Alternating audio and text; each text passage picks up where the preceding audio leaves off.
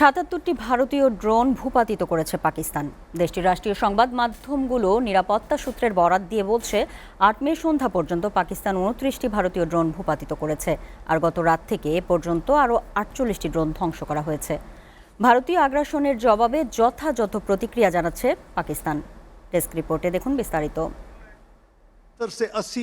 পাকিস্তান সামরিক বাহিনী জানিয়েছে, ভারতীয় ড্রোন প্রতিহত করতে টেকনিক্যাল এবং অস্ত্রভিত্তিক উভয় ধরনের প্রতিরক্ষা কৌশল ব্যবহার করা হয়েছে।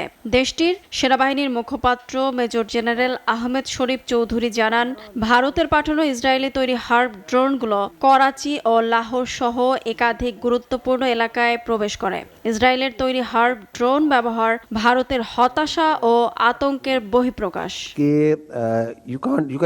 ভারতের পক্ষ থেকে পাকিস্তানের অভ্যন্তরে প্রথম হামলা চালানো হয়। নয়াদিল্লির দাবি, সন্ত্রাসী অবকাঠামো লক্ষ্য করে হামলা চালিয়েছে তারা। ২ সপ্তাহ আগে কাশ্মীরের পেহেলগাম হামলায় ২৬ জন নিহত হন। ভারতের দাবি, এ ঘটনায় পাকিস্তানের সংশ্লিষ্টতা রয়েছে।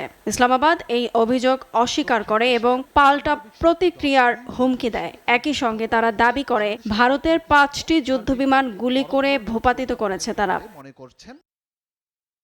পাকিস্তান বেইজিংয়ের তৈরি অত্যাধুনিক যুদ্ধবিমান ব্যবহার করে ভারতের অন্তত ২টি যুদ্ধবিমান ভূপাতিত করেছে।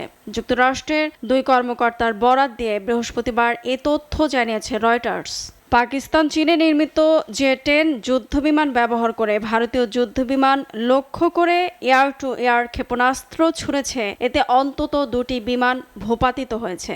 ভূপাতিত হওয়া ভারতীয় জেটগুলোর মধ্যে একটি ছিল ফ্রান্সের তৈরি রাফাল যুদ্ধবিমান। পাকিস্তান যুক্তরাষ্ট্রের যুদ্ধাস্ত্র নির্মাতা প্রতিষ্ঠান লকহিড মার্টিন নির্মিত F-16 যুদ্ধবিমান ব্যবহার করেনি। তবে দিল্লি তাদের কোনো যুদ্ধবিমান বিধ্বস্তের কথা এখনও স্বীকার করেনি, বরং তারা বলেছে তারা পাকিস্তানের অভ্যন্তরে সফল হামলা চালিয়েছে। ভারত পাকিস্তানের চলমান সংঘাতে এবারই প্রথমবারের মতো পশ্চিমা দেশের পক্ষ থেকে নিশ্চিত করা হলো, যুদ্ধবিমান ভূপাতিত করতে পাকিস্তান চীনে নির্মিত যুদ্ধবিমান ব্যবহার করেছে। পাকিস্তান বলছে, তারা আকাশ থেকে আকাশে যুদ্ধের সময় ৫টি ভারতীয় উড়োজাহাজ ভূপাতিত করেছে। এদিকে চীনা যুদ্ধবিমান ও সরঞ্জাম ব্যবহার করে অত্যাধুনিক রাফাল বিমান ভূপাতিত করার খবরে এই খাত সংশ্লিষ্ট বিশেষজ্ঞরা বিস্ময় প্রকাশ করেছেন।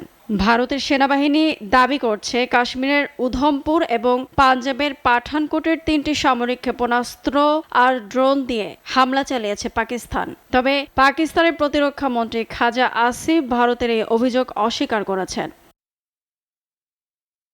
SATV news international desk.